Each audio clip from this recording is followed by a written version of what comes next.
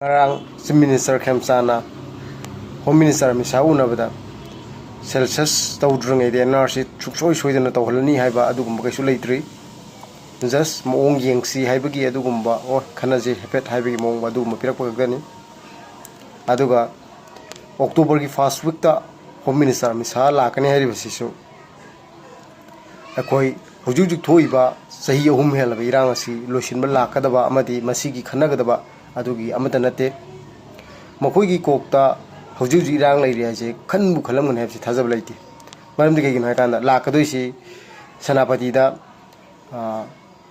senapati ki medical college ma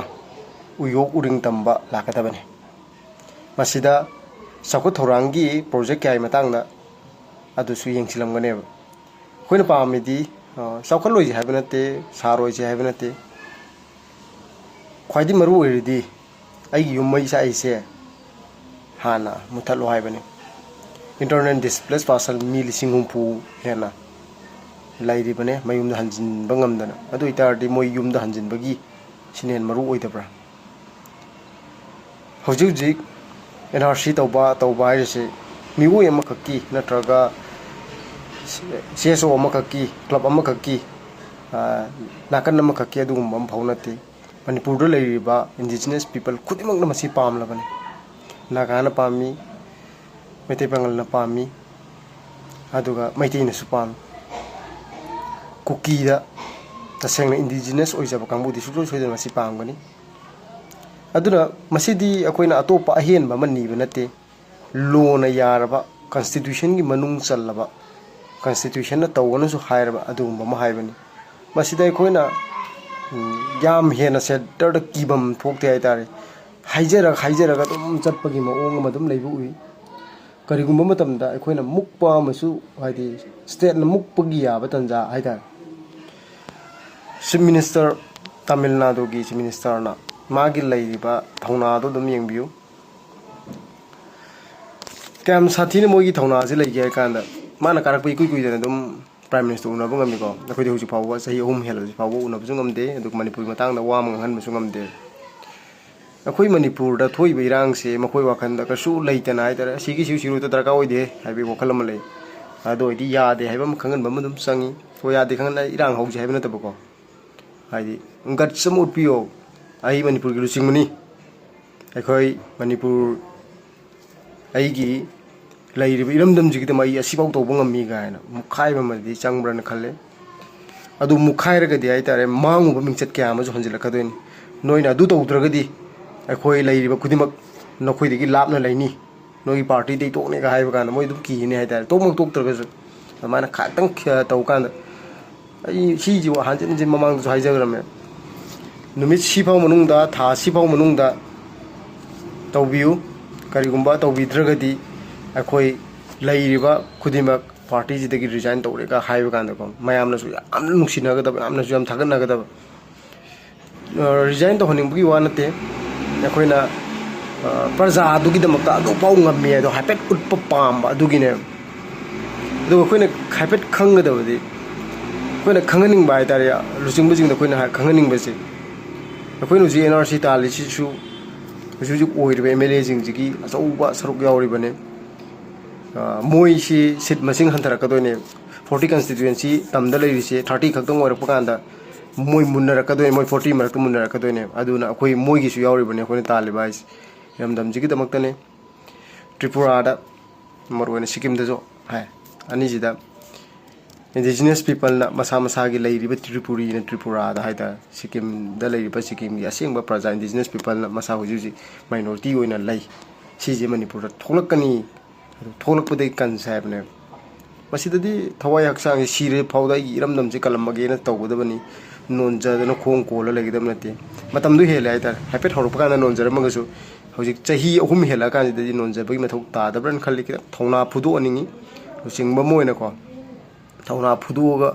yade aiba mu utpham thokpra na khalli aduga akhoina he praja moina haitare akoina pamjari si any party na pairo akoi ki phangpham thokpa haita tax low rising je koi ki education da health da sorok infrastructure da ꯅꯤꯡꯊꯤꯅ ꯊꯝꯕꯤꯔꯀꯥꯟꯗ ꯐꯩ ꯍꯥꯏꯔꯛꯀꯗꯣꯏꯅꯦ ꯅꯣꯏ ꯐꯤꯈꯥꯎꯗꯤ ꯄꯨꯊꯣꯛꯑꯣ ꯑꯩꯈꯣꯏꯁꯦ ꯀꯩꯁꯨ ꯀꯩꯗꯧꯉꯩꯗ ꯍꯥꯏꯗꯦꯕ ꯉꯁꯥꯏ ꯐꯤꯈꯥꯎꯗꯤ ꯄꯨꯊꯣꯛꯑꯣ ꯍꯥꯏꯗꯦꯕ ꯑꯩꯈꯣꯏꯒꯤ ꯀꯥꯔꯛꯏꯕ ꯇꯦꯛꯁꯁꯤꯡꯗꯨꯗꯒꯤ ꯅꯤꯌꯣꯝ ꯆꯨꯝꯅ ꯁꯤꯖꯤꯟꯅꯔꯒ ꯂꯩꯕꯥꯛꯁꯦ ꯆꯥꯎꯈꯠꯍꯜꯂꯣ ꯍꯥꯏꯕ ꯈꯛꯇꯅꯦ ꯅꯤꯌꯣꯝ ꯆꯨꯝꯅꯕꯨ ꯇꯧꯔꯗꯤ ꯃꯌꯥꯝꯅꯁꯨ ꯑꯗꯨꯝ ꯍꯦꯟꯅ ꯄꯥꯝꯅꯅꯤ ꯕꯣꯠ ꯈꯣꯝꯕꯩ ꯃꯊꯧꯁꯨ ꯇꯥꯔꯣꯏ ꯑꯗꯨꯅ ꯌꯥꯔꯒꯗꯤ ꯍꯧꯖꯤꯛꯁꯦ ꯀꯨꯏꯗ꯭ꯔꯦ 2027ꯗ ꯕꯣꯠꯁꯨ ꯇꯧꯅꯤ ꯍꯥꯏꯔꯕꯅꯤꯅ ꯀꯨꯏꯗ꯭ꯔꯕꯅꯤꯅ ꯇꯧꯁꯤꯟꯅꯕꯃꯛ ꯑꯣꯏꯒꯦꯔꯥ ꯑꯁꯦꯡꯕꯃꯛ ꯇꯧꯕꯤꯒꯦꯔꯥ ꯂꯩꯕꯥꯛꯀꯤ ꯈꯤꯇꯪ ꯈꯟꯕꯤꯔꯣ ꯑꯗꯨꯒ ꯁꯨꯡꯁꯣꯏ ꯁꯣꯏꯗꯅ ꯂꯩꯔꯤꯕ ꯏꯔꯥꯡ ꯍꯧꯖꯤꯛ ꯍꯧꯖꯤꯛ ꯂꯩꯔꯤꯕ ꯉꯁꯤꯃꯛꯁꯨ ꯑꯦꯝꯕꯨꯁ ꯇꯧꯗꯅ ꯁꯤꯌꯦ ꯈꯣꯠꯂꯦ ꯇꯥꯔꯤꯁꯤꯅꯤ ꯅꯣꯡꯃꯩ ꯀꯥꯞꯅꯕ ꯁꯨꯡꯂꯦꯞ ꯂꯦꯞꯄ ꯂꯩꯇꯦ ꯌꯨꯝ ꯃꯩ ꯊꯥꯕ ꯂꯦꯞꯄ ꯂꯩꯇꯦ ꯃꯁꯤꯗ ꯐꯥꯎꯕ ꯏꯔꯥꯡ ꯂꯩꯔꯤ ꯍꯥꯏꯁꯤ ꯌꯥꯅꯤꯡꯗ꯭ꯔꯒꯗꯤ ꯏꯁꯥꯒꯤ ꯍꯥꯏꯇꯥꯔꯦ ꯏꯁꯥ ꯍꯧꯖꯤꯛ ꯂꯩꯔꯤꯕ ꯅꯣꯏ ꯍꯨꯝꯐꯨꯒꯤ ꯌꯨꯝꯗꯒꯤ ꯃꯤ ꯑꯃꯃꯝ ꯍꯥꯠꯂꯀꯥꯟꯗ ꯏꯔꯥꯡ ꯂꯩꯔꯤ ꯌꯥꯗꯣꯏꯔꯥ ꯈꯪꯗ꯭ꯔꯦ ꯅꯣꯏꯒꯤ ꯌꯨꯝꯗꯗꯤ ꯁꯣꯛꯇꯕꯅꯤ나 ꯍꯥꯏꯇꯥꯔꯦ ꯏꯔꯥꯡ ꯂꯩꯔꯤ ꯌꯥꯗꯕ꯭ꯔꯅ ꯈꯜꯂꯤ खितंग खनबियो सिगी इंटरनेट डिस्प्लेस पर्सन अमदगी चाउरक्पा अंगांग अमना मागी माना मपुंग मरई फारब कांदा मागी मेंटल गी हेल्थ दो कमाई तौनी माना समाज कर्म मिजिंग येंगकनी मागी निंगमदना साखिबा मई म्यामदुना लमन खुमकपा कांदा मणिपुर टुमना सालकपजु याय अना खितंग खनबिरगा हुजिक हुजिक लैरिबा अंगांग जिंगी फिबम हुजिक मणिपुर जिदा लैरिबा एजुकेशन सिस्टम जी नोंगमना बन मोंगना ब्लॉकेट अदगी मसागी सोती थाबे दु तौबे लाइक सुदम तमद्रबगुमने हुजिकसी इथक इरांगदा अदैदी तौफम लाफम खंग्रबिना माई गेम दा कईदा मतमजे लोई मांगन लै लाइक तदी पाक चंगनद्रबने सी तसेंगना अंगांगदुना लमहेनबगी खोटपगी नते लैरिबा सिचुएशन जिना अंगांगदुबु मांगनबने हुजिक हुजिक लैरिबा युम्बीजिंगे पुलप तिन सारबने साहनबसुने मसाना साजब नते हुजिक लुचिंगबिरिबा ममा मपा ओइरिबा अमदी लुचिंगबिरिबा हुजिकि लुचिंगबिजिंगना साहनबने मतम लैरि सेमदोकपगी मतमजे लैरिसे लहौसी सिदगी हेना थेंगमनग्रगदी मणिपुर से कनबा कनामतन ngamaroy खितंग वखन ताबिरो आइगी इरमगी दमक एमएलए हुंफु लैबनी एमएलए हुंफु सी सेंटर की दमक लैब नते हाइसे अमुक्तंग खंगबियो हाइबसे थमजरगा मयामदगी बिदाय लौजगे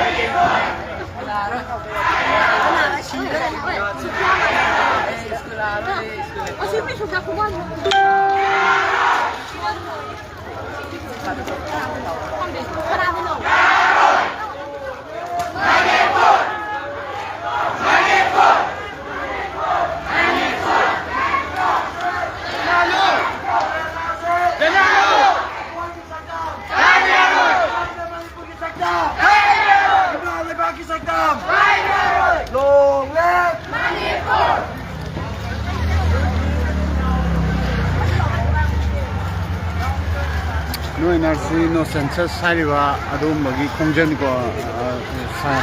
isa sing haitare biren isa sing bileni